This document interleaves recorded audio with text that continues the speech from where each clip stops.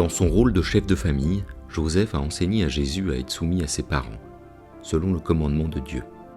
Même au moment le plus difficile de sa vie, à Gethsémani, Jésus préfère accomplir la volonté du Père plutôt que la sienne, et il se fait obéissant jusqu'à la mort de la croix. Joseph a été appelé par Dieu à servir directement la personne et la mission de Jésus, en exerçant sa paternité. C'est bien de cette manière qu'il coopère dans la plénitude du temps au grand mystère de la rédemption et qu'il est véritablement ministre du salut. Joseph, père, a appris l'obéissance à Jésus, la beauté de l'obéissance. Ça peut sembler paradoxal parce que on peut mal comprendre l'obéissance et la voir comme quelque chose qui vient nous réprimer, comme quelque chose qui vient nous soumettre à quelqu'un d'autre et du coup à réduire notre liberté, alors que l'obéissance, elle dit précisément cette relation, ce don total fait à quelqu'un d'autre. Combien de fois nous devons obéir, non seulement pour nous, hommes et pères, à nos épouses par exemple, nous devons aussi obéir parfois à nos enfants, un enfant malade, un enfant qui a besoin d'aide. Et comme père, nous sommes appelés à apprendre aussi la beauté de l'obéissance à nos enfants.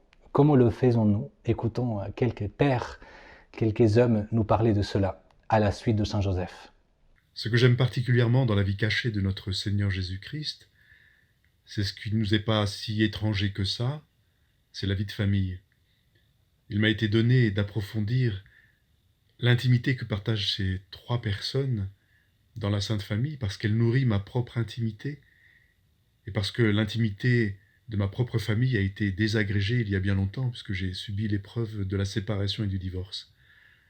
Alors le rôle de chef de famille a perdu tout son sens, mais celui de père et d'éducateur a dû être renforcé et légitimé. Cette légitimité, je l'ai trouvée en cherchant ce que le Seigneur voulait réellement pour moi dans ma vie. C'est passé par d'abord la prise de conscience que le Seigneur m'aimait plus que je ne croyais, plus que moi-même. La deuxième chose, c'est qu'il fallait que je m'ouvre toujours davantage à cet amour.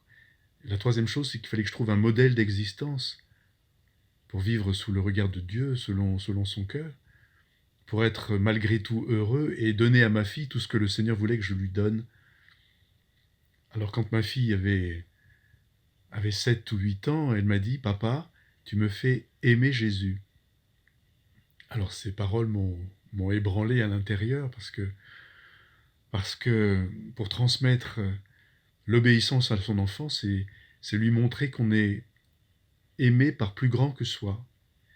Et lorsque l'on est aimé par plus grand que soi, on est prêt à tout, même à obéir.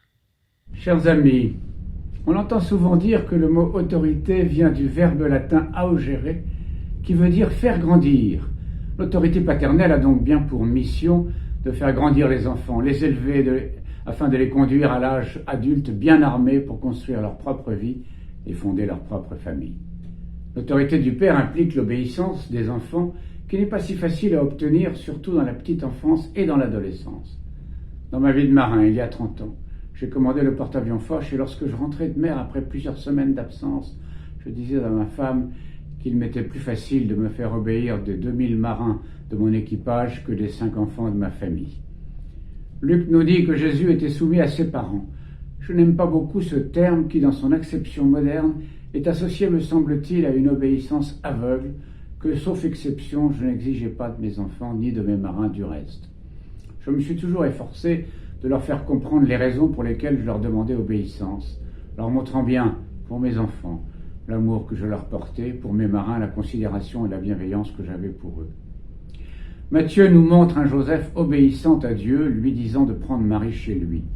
Nous aussi, pères de famille, ne devons-nous pas dans cette responsabilité nous montrer obéissants, c'est-à-dire ne pas considérer que nous avons tout compris, qu'il suffit de nous suivre sans rien dire, mais au contraire, d'être en permanence à l'écoute de nos enfants, d'essayer de comprendre à travers leur révolte ou leur silence obstiné les messages qu'ils nous envoient, et d'en tenir compte, obéissant ainsi à notre devoir de les élever pour eux, sans chercher à en faire l'homme ou la femme que nous voudrions qu'ils soient.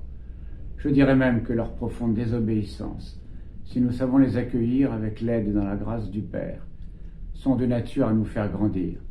Ma femme et moi avons vécu cela. Voilà pas mal d'années que mes enfants ont construit leur vie. Ils m'ont tous donné des petits-enfants, et croyez-moi, chers amis, c'est une chose admirable de voir comme les petits-enfants obéissent à leurs grands-parents.